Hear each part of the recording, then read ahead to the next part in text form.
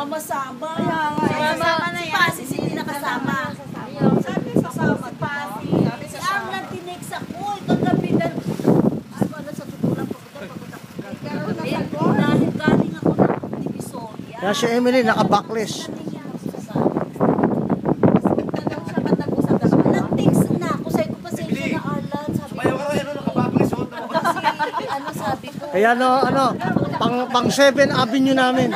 Doon sa Cabaret. Tapos nabasa, madaling araw. Sabi ko, sagutin mo. Kasi busy na nga ako. Bumawag siya na. Hindi, nag-text lang. Halika na, pasok na yun.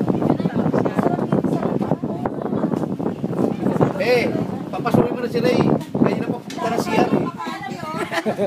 Buboy! Buboy! Buboy! Buboy! Sarado mo, patay mo.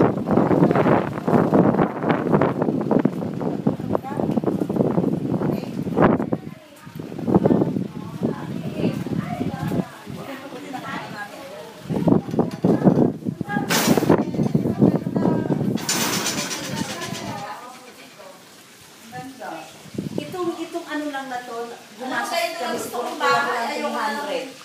I like this house.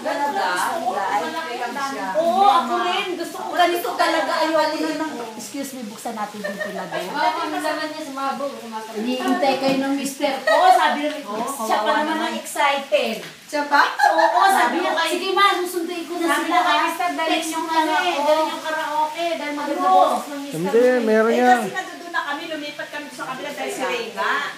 Oo. Tapos ito si Ray naman, akala ko naman, solo na siya, tinatanong ko kanila eh, kung sabi ko. Sabi nila, halika dito, tuloy kayo dito, giinom tayo. Ayaw kasi ang usapan, di ba? Ganda nga, yung nga ng bahay. I like her house. Gusto ko ganito lang sa kaliit. Ganito rin lang bahay. Ganda rin tayo siya.